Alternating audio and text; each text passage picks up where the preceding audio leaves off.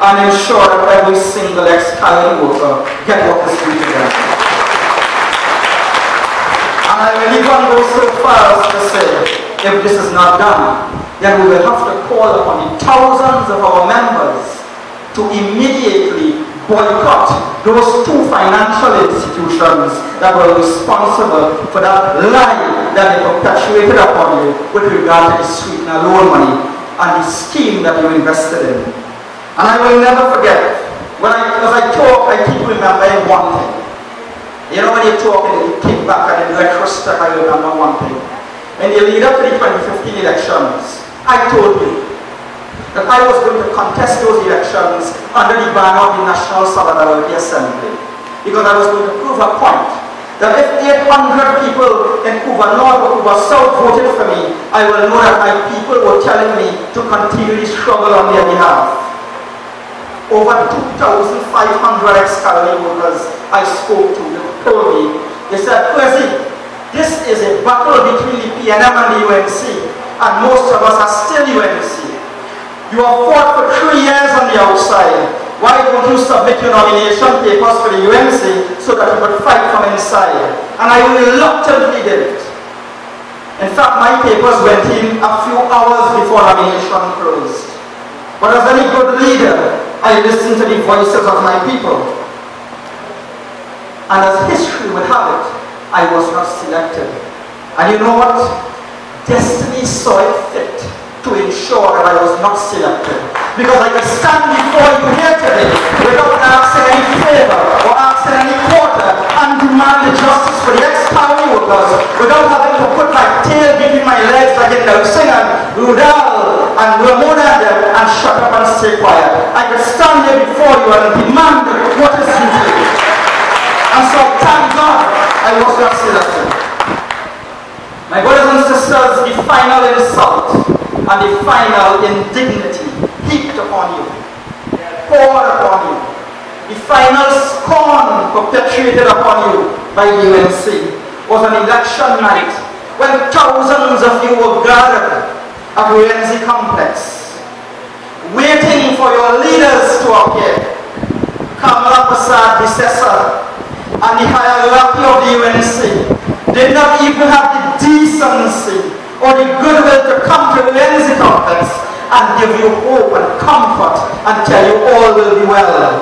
They abandoned you on election night, and you must never ever forget that. It showed you that they were only content in not forming government, but remaining and holding on to a seat so that they stay in parliament, collect a salary, and drive along in the black Prados with tinted cars. Ladies and gentlemen, it was the final slap in the face not only for me, but for you. Because when you waited, they never showed. And they had the audacity to go to their houses to sleep while thousands of you were left here wondering aimlessly, wondering what to do. So ladies and gentlemen, these are the people whom you would have supported for generations. These are the people who you would have, as I said before, you would have been waving flags and being told that if you did not go to those meetings, if you work in CETA or URLP, you would lose your jobs. And you still voted for them. They threatened you with your jobs and you still voted for them. They denied you your lands for 5 years and you still voted for them. They denied you your reserve pension fund and you still voted for them. They denied you everything that was due to you and you still voted for them. And so my brothers and sisters, yes, you may have been betrayed by the PNM, but worse than that, you were betrayed by the UNC, and you now have to ask yourself a question. Are you better off today than you were 5 years ago? And if the answer is no, then you have choices to make. And I will tell you this. They accuse me of being anti-UNC, but I want to tell them something before I continue. At the age of 16 years, while they were campaigning in Chaguanas and Cuba North and Cuba South, I was campaigning in Maloney and La Hopitan and the Sherwood Park and the Congo. I was campaigning on the East-West Corridor, and we were the pioneers who took the UNC from the plains of Central into the hills of Laventille and eventually into the corridors of power. So they can't tell me about UNC. I could tell them about UNC, and so I could start and tell them the UNC have betrayed their own people. You must not forget that. And let me tell you something. 5 years they stood in Parliament.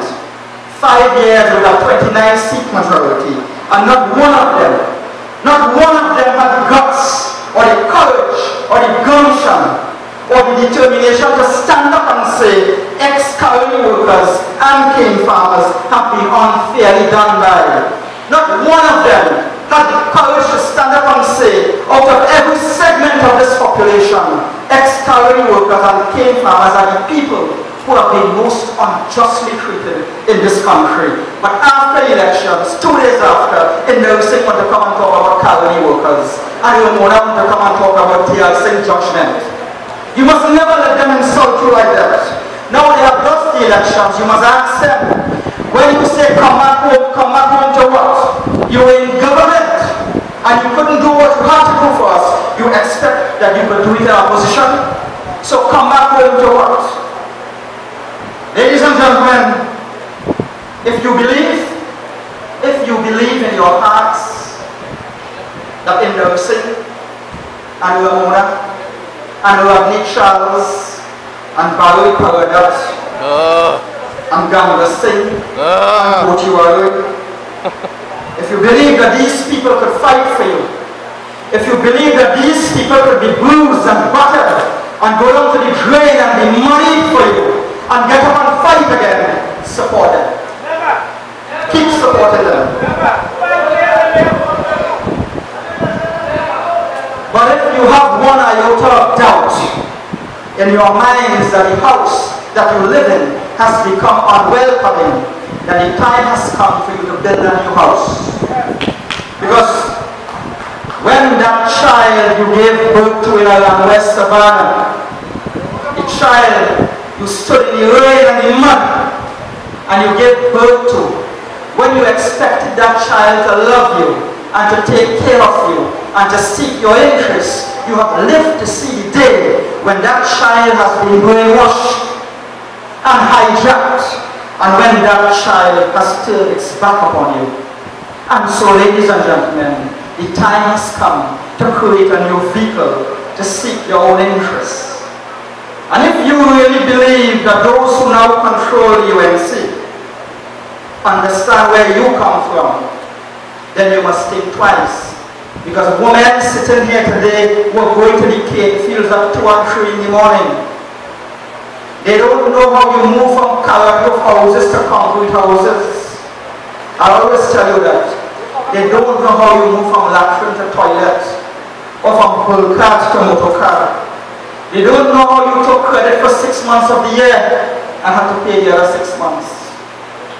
They don't know the sacrifices you made to turn your children into doctors and lawyers and engineers and teachers. They don't even know or understand that when other people were fighting for higher wages, you were fighting for more work. And they could never understand how you were the lowest paid people in this country, but yet you are the only people in this country to have given 1 day free labor to this country. They could never understand that. And they won't understand it because they have been blinded by the trappings of power. And I was asked by one of my executives before I come up here, please say what you always say. So I will say it. There are those who, having ascended ambition's ladder, turn their faces to the clouds and without looking down, scorn the base depths from whence they came. You must never forget that. Never. But as I always say, time longer than twine, and what goes up must come down. And the day will come when these UNC people will have to run to their houses and fall on their knees and beg the gods to stop the plague that must fall on their heads for the sins that they have committed against you. I tell you that today. And I have continuously told you, in every meeting I have spoken to you, you cannot take the words Hindu and Muslim and Christian and pay your mortgage with it. You cannot take the words Indian and African and go to medical associates with it. And you cannot take the words come back home and go in the supermarket with it.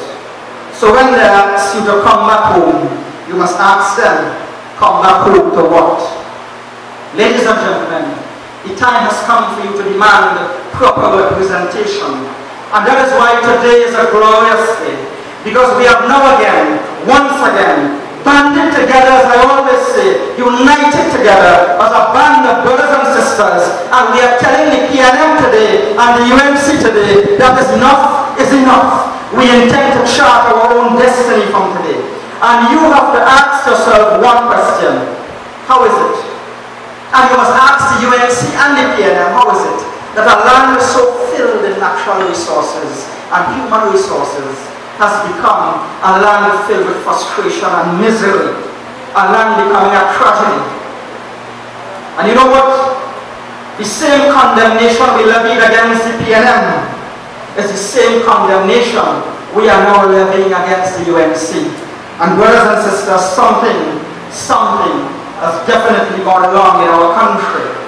And I know, and you know, that it is simply that we have seen politicians use our diversity not only to divide and conquer, but to turn us into a 9-day mentality, to tear from us any sense of nationalism and patriotism, to make us so consumed with looking at each other as Indian or African that we turn a blind eye to the failings of our leaders and of state institutions. And because of how they have turned us, we are willing to sit down and accept mediocrity over meritocracy. And it is so because we have forgotten the struggles that we went through. It is so because our students are no longer taught in the schools the battles that we fought and what our forefathers went through to ensure that we enjoy the rights and privileges we enjoy today. And therefore, ladies and gentlemen, while our nation seems to be falling apart, while people are being shut down in the streets like animals, and people are dying for want of a hospital bed, while children are being brutalized and murdered, while corruption and nepotism seems to be the order of the day, while the very conscience of our people and the soul of our nation is in danger, we plod along quite happily, finding word security in the words of shameless politicians who lack substance or ideology. They make us believe that we live in a rainbow society. They make us believe that we are totally safe. They make us believe that if we whine long enough and dance long enough, go mad while riding a big truck or drink rum till we die, that all will be well. That is what they make us believe. They make us believe that we can jump and we can move to the left and move to the right as though we are mentally unstable. They direct us what to do and they direct us what to think. They tell us who to like and who not to like. And I am telling you today, ladies and gentlemen, they think that if we sing long enough and dance long enough while wearing our traditional wear on public holidays, all will be well and Trinidad will be a rainbow society. I am telling you today that the time has come to remove the illusion from your eyes.